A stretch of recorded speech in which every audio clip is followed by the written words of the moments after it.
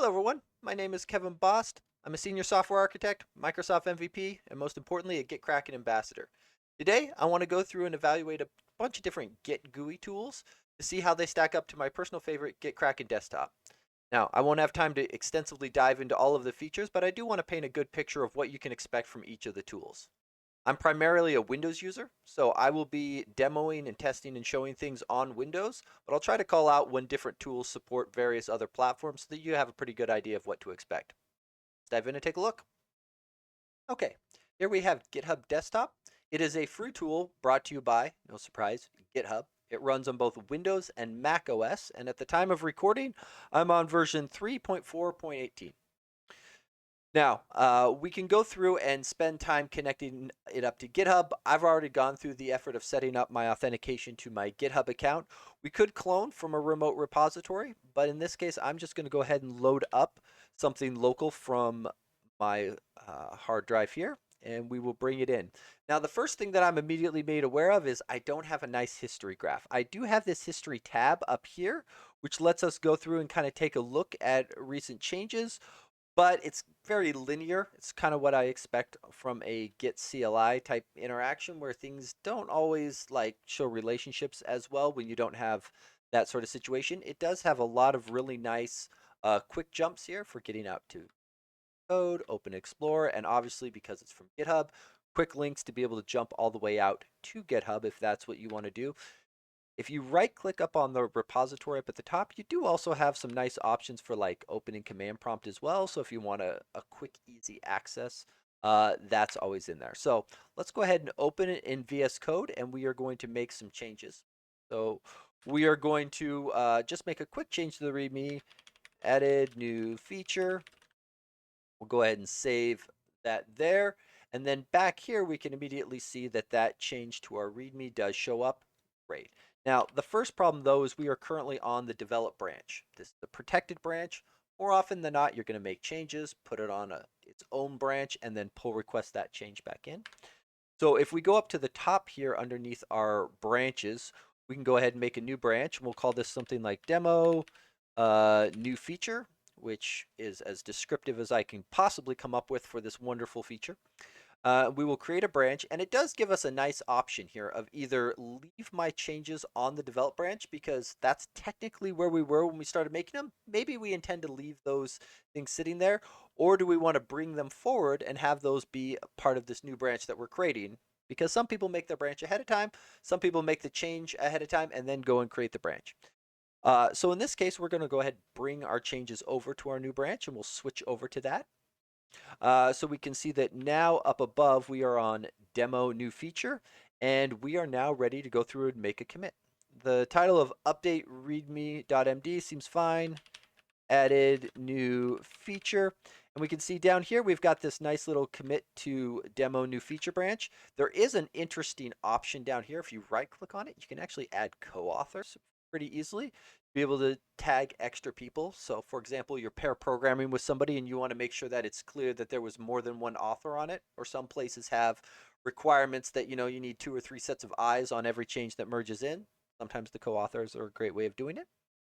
We can go ahead and commit that change. And now the next thing that we need to do, that branch is local to our machine. We need to actually get that up to the remote, in this case GitHub, to be able to actually go through and make a pull request. So conveniently, they've made that process very simple. The big in-your-face blue button is the one that you're looking for. We will publish that branch up. It's going to go on for just a moment. And now we've got that branch actually out on GitHub. So if we were to click view on GitHub, we could go and take a look at it. And you can see here that we've got a preview pull request or create pull request. And this is kind of nice because oftentimes I see people hit the create pull request just so that they can preview it. But in this case, we can just hit preview and we get a nice view down local where we can go through and double check our changes and make sure that we haven't accidentally added any extra files. Everything goes through and makes sense. And if we're all happy with this, and I move myself out of the way, we can see that we actually have a nice create pull request button down here. So we'll go ahead and click that. It's going to jump us right out to the repository out on GitHub where everything's been pre-populated for us. And now we can go through and see what changes we need to make and go through and create a pull request. There we have GitHub Desktop. On to the next tool. Okay, and here we have SourceTree. This is by Atlassian, who also has Bitbucket. So you can kind of expect that you're going to get a very nice experience, especially if all of your stuff kind of is inside of the Atlassian kind of product base. So your Jiras, your Bitbuckets, etc. But it does work on a large number of other repositories. It also has quite a bit of support for things like Azure DevOps, GitHub Enterprise, and similar. So it does integrate well with a lot of different types of source code providers, and it's also free as well. Uh, I am currently running on 3.4.22 as of time of recording. That is latest. It also has Mercurial support, which is a little more unique to it. So let's go through and see what it looks like. In my case, I have a very clean setup. We haven't added anything yet, so we're going to go ahead and just add a new repository. I am going to pull in my local Velapack repository so that we can go through and see it. And immediately I am greeted with a fairly nice looking Git history graph showing the relationship between my commits and my branches. I do really like the quick toggle for being able to show hide remote branches, as well as this option here for showing things either in date order or ancestor order. You'll note here when we look at ancestors, we're talking about just the parent of the original commit. So for example, this lock file maintenance is only one commit back from the one that it was branched off of. But you can see here that time now no longer flows linearly. We go the 14th, the 17th, the 15th, and then all the way back up here. So it occasionally gets a little weird if you are looking at it that way, but it depends on what you are looking for. I'm going to flip back to date order as that's my preference. I do also really enjoy having these kind of options up here for being able to open the remote, terminal, explore options, as well as having kind of all of your basic Git commands just easily available for you up at the top. One of the other really cool things that I was excited about with this is you can go through and do custom actions. So I have built a Visual Studio custom action because I tend to do a lot of .NET development, and being able to quickly open up my repository in Visual Studio is kind of a big deal for me. So I have this option here, which will take in the repo, and you can do all kinds of fancy stuff inside of here, and even kind of scope these where it makes sense for you. So lots of options, lots of customization here. Fairly nice organization. You have your history graph on top with the commit details down lower, where you can then end up taking a look at the details of the commit as well as the related files inside of it. So we are currently sitting on the develop branch. Let's go through and make a change. So we'll go through and make a branch, and we'll call this one demo new feature. And we'll go ahead and check out our new branch. And so we can see that now we are on our new branch here. And let's go ahead and let's just open that guy up in VS Code. I think I'm going to just use the terminal button here, which actually ends up opening this guy. And we'll go ahead and launch VS Code. And down here, let's go ahead and say new feature. And then just because I want to show a feature off, we're going to do another change up here, just to make it a little more obvious. So if we go ahead and look at our uncommitted changes here, we see that our stashed files section right here is currently all empty, and we do have a README with some changes here. And if we click on this guy here, we can go ahead and see that it's got two hunks. Oh, I must have done them too close together. Let me separate these up a little bit. I want these to be separate hunks. Come on, separate them for me.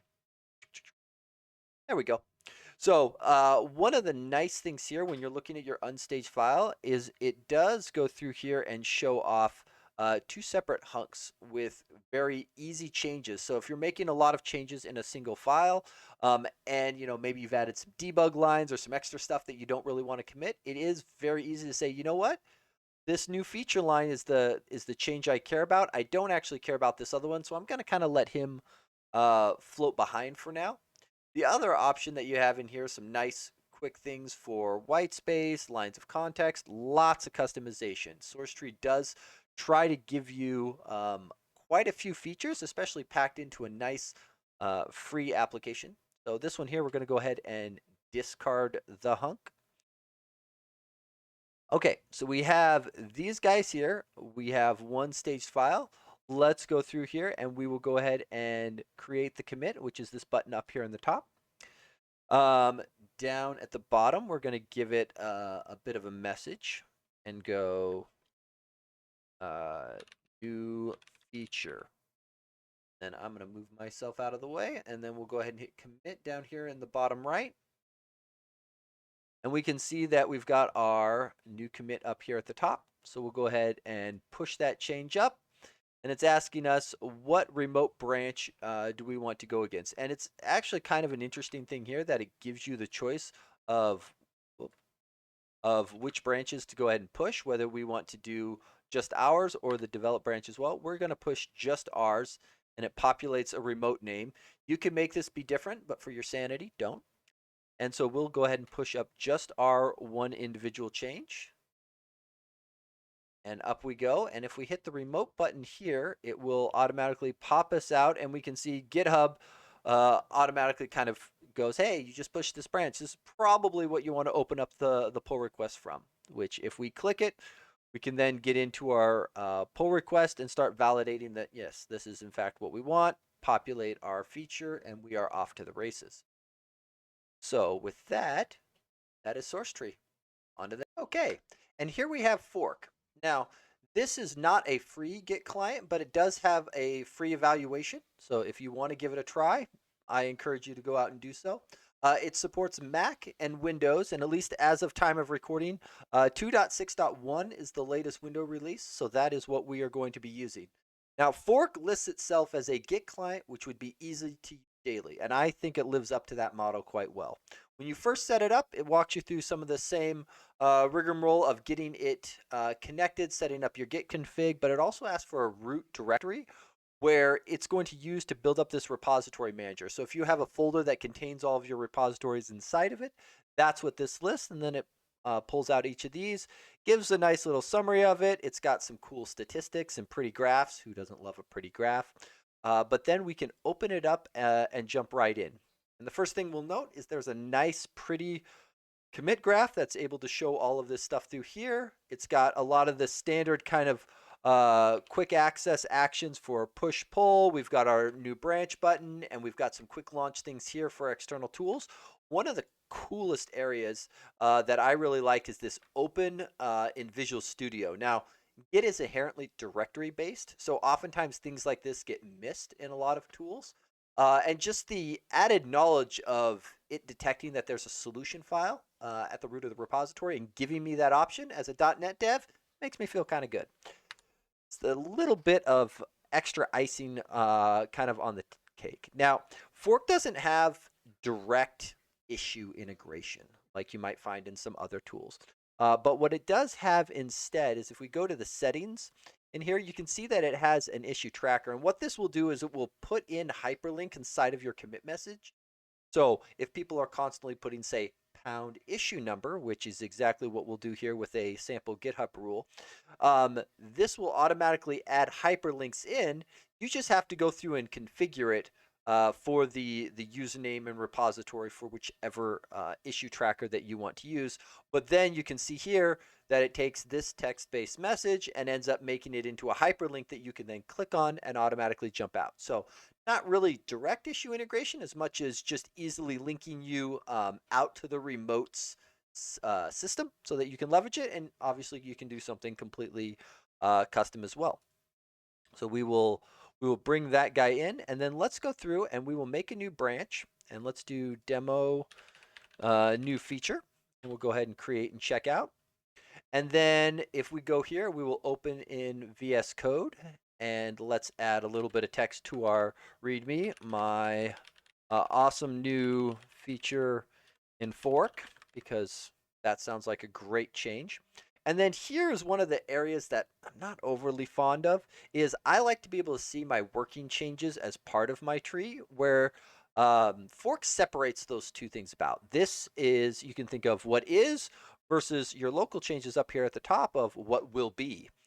So if we click on local changes, we can see that our README markdown has the change with our little bit there. We can go ahead and stage that file. Let's see, my new feature. This is a cool new feature. And extra points for typing. Great. Okay, and then down here in the bottom right, we do have this commit one file button. But if we expand it, it does have a commit and push option. So we'll go ahead and leverage that to be able to send the branch right out the door. And then over on the left, what we can do is we can right click on our remote and then just automatically jump out to GitHub. Again, not a lot of direct integration, but does give us easy ways of getting where we need to go. So from there, we can click the compare and pull request button and go through the process of actually putting out a pull request in the repository. With that, that's fork. Okay, next up we have Tower. Tower is not a free GUI application. It is paid. They have different pricing depending on whether you want basic or pro or similar. Check out their website for all those details. They do also have a 30-day trial, which is what we are going to be here. They support both Mac and Windows. At least at time of recording, I am on version 8.3.0, build 499. I think the website listed is 83499. Idea. So we are going to dive right on in here. So I've already gone through and connected it to my GitHub account. And we've got kind of this repository-based management similar to what we've seen before. We're going to go add, and then we will bring in the repository. And when we click on it, we get a little bit of some statistics. Great, not a big deal. You can do folders and organizational bits over here if you'd like. And then we will go ahead and open it up. And immediately kind of the first things that we're seeing is we've got this kind of main bar along the top with a lot of the controls that we're used to. We've got our workspace section here, which largely drives everything that we're going to see in the main view over here. So working copy, as the name implies, is your working set. History is where you actually get the effectively the graph going through here. It looks very linear and list-like in nature, but there is some bits here, right, where you can see a little bit of the relationship. It's just that in this case, the history is more about driving the contents of the commit, which is what you see in the main area on the right over here. One of the big things that I want to point out with Tower is Tower Workflows, which is one of the new features that they are working on. So within Git, you have commits, and commits know about their parents and have a relationship. But with Tower Workflows, it kind of backs off and goes, well, what's the developer interaction that developers really want to think about? And developers oftentimes think about the branches and the relationship between those two. But Git really doesn't have that kind of concept built in. As most developers, we've got kind of our target branches, our mains, our develops that we branch off of and we do our feature work, but there isn't really a branch relationship. It's only kind of implicit that it's there based upon the commits that happen. So Tower Workflows aims to, at least initially, give you the idea of stacked branches. The idea that branches actually have a stack or a hierarchy between, so that when needed, those branches can be rebased upon the branches that they're following, which is a lot more important, especially as time moves forward, because if you're working on a team, your develop branch is probably going to advance forward on you sometime after you've made your branch, but before you've gotten your pull request in. This happens quite a bit. And so being able to have built-in functionality to kind of handle that is kind of slick. So we'll go ahead and turn that on. It's this little itty bitty button up here that we're going to start with, and we'll see enable stacked branches. So the first one here is pick your trunk branch, or the one that you are going to be the root of your hierarchy for your stacked branches, as it were. In this case, it'll be develop. And then we'll see another kind of clever feature with drag and drop. So if you take your branch and drag it onto the branch's heading, it'll immediately pop up the create new branch option for you here. And we'll just go demo, let's see, if I could spell, that'd be great. New feature. And then if we expand the options, we can see that there is going to be a parent branch of develop down here, and this is going to be a stacked branch. We'll go ahead and create this thing here. And then when we right click on it, you'll note that we do end up with a couple extra features, right? There's now a parent branch and a restack option so that we can go through and kind of do that automated rebase. And if we had a little more time, we might demonstrate that other branch moving forward, and it'll automatically mark it, showing that your branch does need restacked or rebased, um, as it were. But in here, we will go through, now that we've got our new feature branch, let's bounce over to Visual Studio Code, and we'll go ahead and make a change. This is my new feature. Great. And then we'll see up here the working copy just goes ahead and gives us the 1, showing us number of change files. If we come in here, we can click on the files to go through and review the changes. On the right up here, we can go through and do the staging of individual chunks. Or on the left, you can click the check mark here to go ahead and stage the entire file, or obviously the stage all button to just say take everything. I don't want to think too hard. All right, and we'll go through and give it a thing. Add a new feature. Add a new feature. And then we'll go ahead and create that commit there. And if we go back to our history graph, we can see now that we've got this extra branch, which is now our blue line all the way on the side. And the other 2 branches that we had seen there have now kind of switched colors, but now we can see this.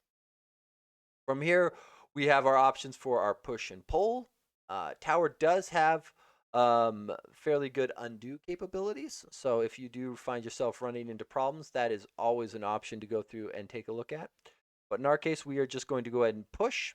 We can see that we are going to go to our remote origin, branch name, track this new release, and then if you want to skip the hooks, but we will go ahead and just publish that. And then out it goes. And if we were to go ahead and take a look at that out on our GitHub, we would see here. Let's see here. If we take a look, we will see that we do in fact have our new branch ready for creating a pull request. We're good to go. Okay, on to the next tool. Okay, now we're going to take a look at SmartGit.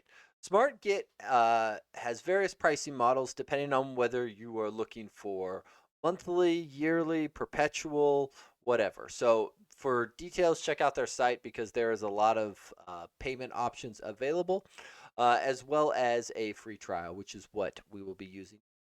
It does support Windows, Mac OS, and Linux. So if you are looking for a cross-platform solution, it does check all of the boxes. The version I am running on here is 24.1.2, the latest as of time of recording. And while you are going through the setup, there are a couple options kind of hidden in there. There is what they call their standard window, which, as I understand, is kind of the updated UI look and feel. So unless you are a prior SmartGit user, that's the option that's recommended for new people coming in, just so that you get the latest and greatest stuff. But for people who might be familiar with an older version of SmartGit on the UI, that's a choice you get to make. Okay, let's take a look. So we have a bit of repository management here, a little bit. I've already gone through and handled the searching and finding my local Velapack repository here. So we will take it open here. One of the key things to be aware of is this thing says all branches, but I am in the My History section. So this is the all branches of my history, not necessarily all branches of the repository. So for that, what you are looking for is down here, this all branches and tags. And once you expand that up, you'll note, okay, now I've got a whole lot more commits that are actually showing up here in terms of what I have access to. One cool feature of this that I wanted to highlight that a lot of Git tools don't make it this easy is the ref log that's hiding down here.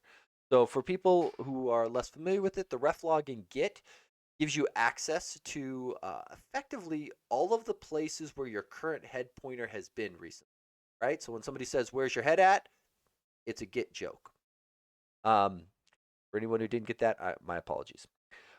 But it does give you a nice, easy access to be able to go through your ref log without needing to fall back to the terminal, which is what you end up doing in a lot of Git tools. So that part there is kind of cool. So for our purposes here, what we are going to do is we are going to go ahead and make a new branch. So we'll hit add a branch. We'll do demo new feature. Okay, and we are off to the races. Now, unfortunately, the only built-in functionality is to the terminal in terms of what tools it supports. You can jump out to your Explorer, your terminal, PowerShell, Reveal and Explorer, all of that stuff. I'm just going to jump straight to VS Code, and we will go through and make a change to our README.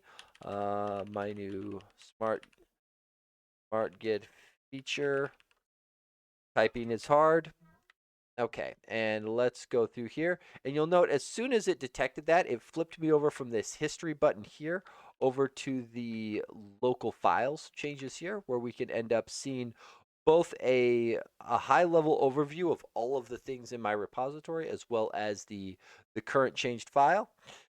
We can go through here, and you do have the ability to use this really nice looking merge tool, with the X being drop it or this being to bring it all the way across. You can see it then moved there all the way for me. And then up here we can go making a change. And then we will go ahead and hit commit.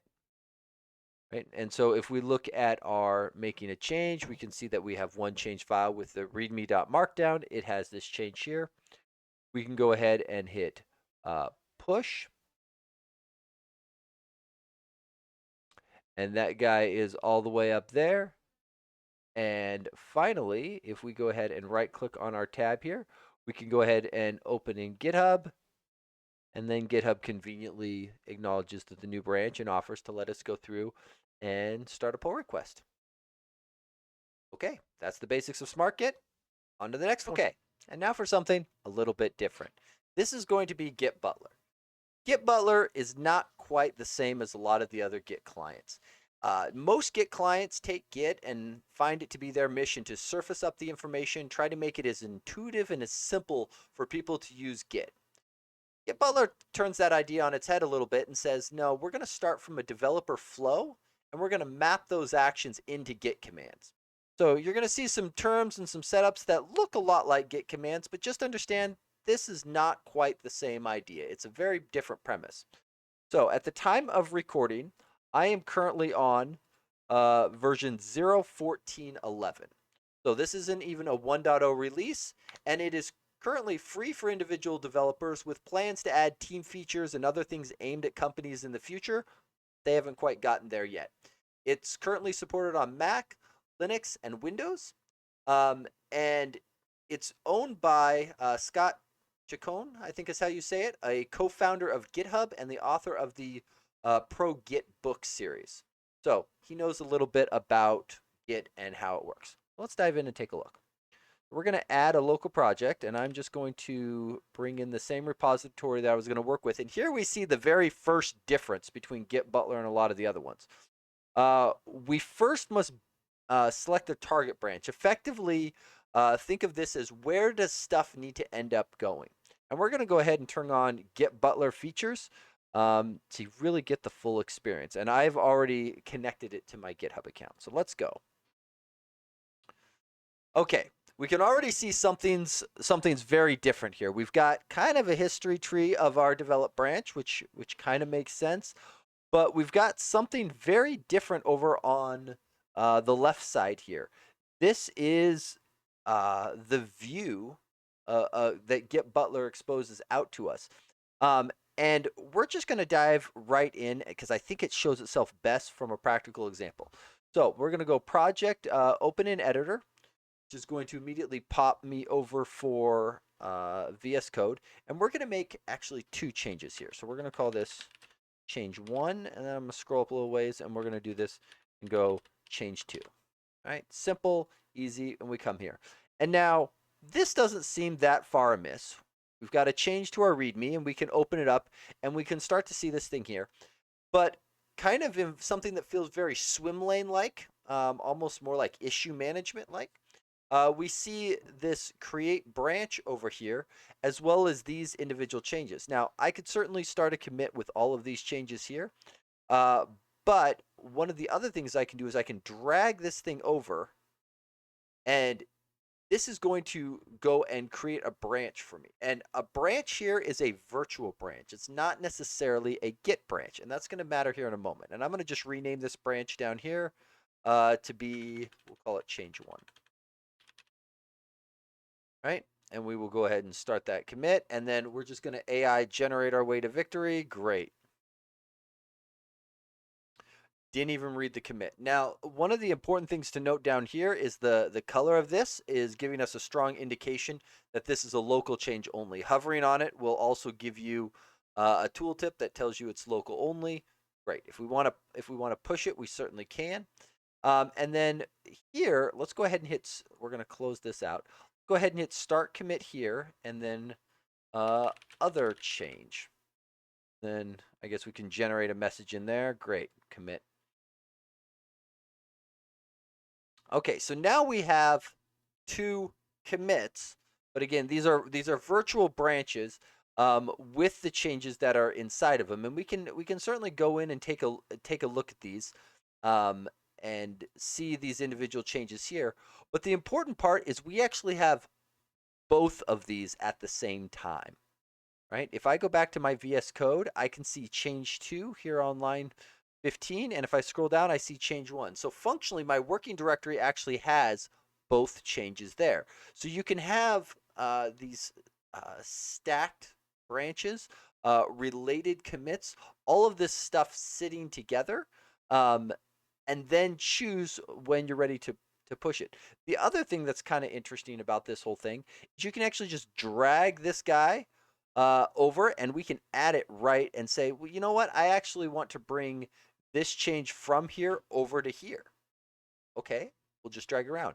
Say we actually say, you know what I really want is branch 2, and I'd actually like to bring this guy into branch 2 over here. And I can just start dragging these commits around and setting this up for what it ends up needing to be. And then we go, okay, well, let's go ahead and we'll push this. We'll give it just a moment. So that now is out and existing for me. And then we can go here, and you see that it has edit, uncommit, edit change. And then let's go ahead and push this one over here. And I'm left real quick just to do it. And now here you can see that we've got the submit for review option. So we'll go ahead and say submit for review. And then this submit for review is creating a pull request for this branch, right? And we can come down here and go submit for review. And if we do this button and we click it, just take itself a quick moment while it goes out and does the thing. We can see that it's actually, and then we can hit view PR in our browser, and we can see that it's actually gone all the way and made us a PR out in the Velapack repository. Pretty quick, pretty slick, and very interesting to see how a different flow might go through. Very exciting tool. Looking forward to trying it out more and seeing which way it grows. Okay, on to the next tool. Okay, next up we have Sublime Merge. It comes from the same company that provided you Sublime Text, so if you're already using that as an editor, they do offer nice bundled pricing. Not a free tool, just a free trial. And they do kind of have an interesting pricing model where you pay for a number of years of support and updates type situation. So check their website out for all of that information. Sublime runs on Mac, Windows, and Linux. So if you are looking for a nice cross-platform type solution, it is one option available to you. For this one as well, the version numbers are a little awkward, but I am running version 2102 as it shows there. So let's dive in and take a look. I have previously already cloned my repository and opened it, so I'm just going to go ahead and use my recent repositories. Now, we can kind of see that very stereotypical Sublime look. Clean, fast, not a lot of frills going on here. Your branches and various categories of sections to open on the left, commits and files on the right. I did change my drop-down layout here to just have the files on the right here. Just makes a little more sense to me, which kind of feels nice, leaving a lot of space to be able to see the commit window over here. There is a bit of a history graph, but it is still very much that list style for the commits to be able to go through and show that, but very, very clean style interface. The other thing is the Sublime Merge is very good at searching. So being able to hunt through commits, find various things, and it does it very, very quickly. So let's dive in here and go ahead and make our change. We're going to start by right-clicking down here, and I'm going to get myself off onto the side so I'm not blocking.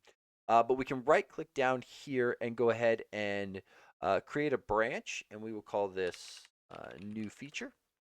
And then it doesn't have a great way of jumping straight to VS Code. The best is really this open containing folder from up here. So I am just going to jump immediately into my VS Code. And we are going to go new Sublime feature. Go ahead and save that there.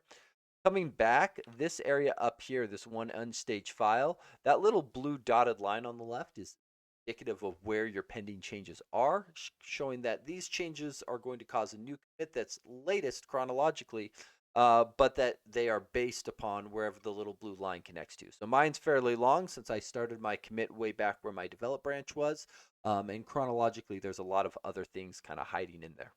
And we could certainly go through and hide branches if we wanted to make things a little less visible for our purpose. From there, we just need to decide what we're going to commit. We can obviously stage all, stage the file, or stage the individual hunk. Go ahead and stage that whole file there.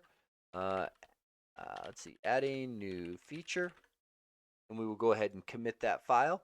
One of the other convenient things about Sublime is it's very good about showing you the exact Git commands that it was running. So if you are familiar with the command line or trying to use this tool as a way of understanding what's going on, this little button right up here will give you a nice history log of exactly what commands are being run when. So we will go ahead and then push. You can see you do have options for force push, release, new verify, set upstream, all of those things. We're just going to straight push and cancel. We're going to let that one finish before we get too carried away. Perfect. Branch is all the way pushed up. And then if we go ahead and check it out on our repository here, we will see that yes, in fact, our new feature branch is there. We can compare and pull request, confirm that yes, there are the changes that we expect. Quick, easy, exactly what you would expect from something with Sublime in the name. Okay, on to the next one. Next up, we have my personal favorite, GitKraken Desktop. GitKraken Desktop supports Windows, Mac, and Linux. So if you need a cross-platform solution, it's got you covered on all three. At time of recording, the latest version out is 10.8.1, so that's what I'm going to be demoing here with. Now, they have various pricing tiers depending on what kind of feature set that you're looking for, but their lowest one is actually completely free. It's kind of targeted at a solo, open source, indie developer type situation. So if that's you, or you're just looking to take it for a spin, go check out the free tier. For their pro, teams, and enterprise levels, you can check out their pricing page for all of the details and the pricing there.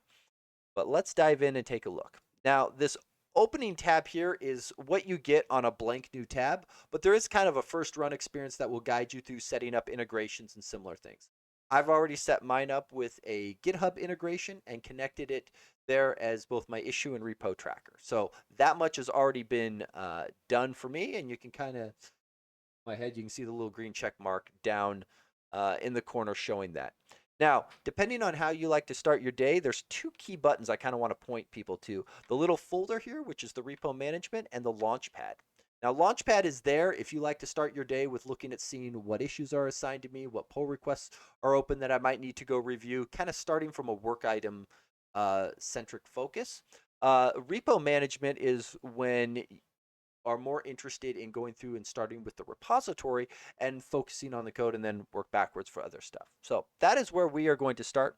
In here we have workspaces, and a workspace is just a way to be able to go through and organize your repositories. You can perform a bunch of different batch actions, synchronize stuff back and forth between them, which is great. In my case, I just have a simple demo workspace with my single Velopack repository in it. Very low key here. So we are going to pop that guy open and jump in.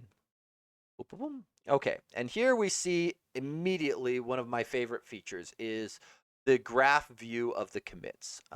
Something about having a nice visual graph versus kind of some of the more list style things really helps me understand what the relationship is between my branches, the commits, and how they're linked. I realize they all show it to some degree and in different ways. This one I find to be the easiest to be able to look at and kind of work my way through. Along the left, we do have kind of those same collapsible sections that we've seen in a lot of tools. You've got your local branches, remote branches, Git worktree support, which is only supported in some tools. They do also have cloud patches, which is a really clever thing for being able to send a Git patch file to somebody else on the team when pushing a commit or a new branch just may not make the most sense. It's also the system that backs the built-in code review situation. So if you want to be able to leave code review feedback for maybe things that are outside of the actual diff for the review, like you want to say, hey, you needed to edit this other file over here as well. Well, normally you just do that with a comment. With a cloud patch, you can actually like send over like a suggestion for that kind of stuff, which is pretty slick. We've got open pull requests and GitHub issues, and this is one of the really nice things of being able to link it as an issue tracker.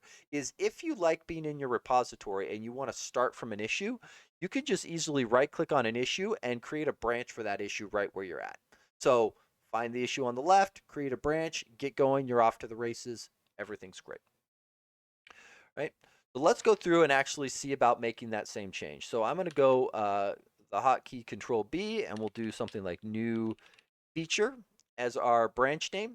You can see we are checked out there. Now, if I go over here on the right to this view all files, and I move myself out of the way, I can just scroll down to the README Markdown file, and you'll note right here up in the corner, this file's editable. So I actually have a built-in editor right inside of GitKraken Desktop. So I can just scroll down to where I need to make my change, making a GitKraken change right inside of it. And as soon as I hit Control S to save, I immediately see the delta over on the right. So we have our pending changes, which are shown in the dotted line. And again, I love the history graph, and I love that the pending changes are shown directly in the graph so that I can easily visualize the relationship of where will this commit go, right? The dotted circle is, hey, this is where your commit circle is going to end up. We click on the README file, we can verify the delta, a bunch of different options for how you want to view it, whether it's side by side, in line, which depending on your type of change, sometimes one is better than the other. And then obviously we can stage individual lines, stage the whole file, take everything as is. In this case, we'll just go ahead and stage the whole file. We'll do something like making a new change. You'll note a couple options down here. We've got this option here for creating a stash, which is great. Though if you wanted to make a stash, you can actually just click right here in the history graph and do it right in line. So unless you need to like stage, bits of a file and not stash the whole thing, this works great. And then this is also, this last tab with the cloud is the one of the entry points into the cloud patches. So if it's like, hey, I want to take all of these things, put that into a patch to send it over to my buddy, great. But we're going to go back here, and then I'm just going to expand the commit options and automatically tick the push after committing box, just so that after we do this commit, we're going to go ahead and push it up to GitHub. So we'll do the commit, and then it prompts me to say, hey, what remote branch do you want to push this to up on GitHub? Yep, we'll keep the same name.